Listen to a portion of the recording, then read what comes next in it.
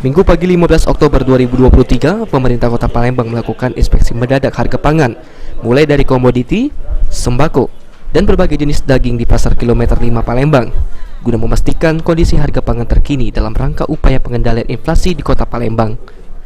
Usai sidak, PJ Wali Kota Palembang Ratu Dewa mengatakan, dari kegiatan tersebut didapati berbagai keluhan pedagang terkait sepinya pembeli.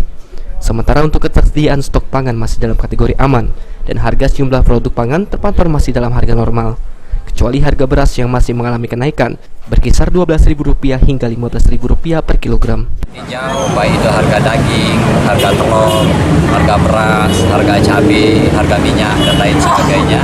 Pertama, ketersediaan stok kita sudah saya cek dengan Dinas Perdagangan aman sampai hari ini.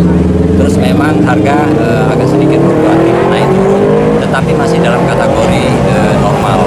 Ada kenaikan memang beras, tetapi dari sisi stok cukup tersedia karena kita kerjasama dengan Bulog.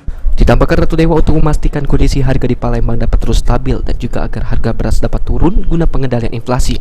Dinas Perdagangan Kota Palembang sendiri akan melakukan operasi pasar di 18 kecamatan dan 107 kelurahan di Kota Palembang. Sandi Pratama, PAL TV.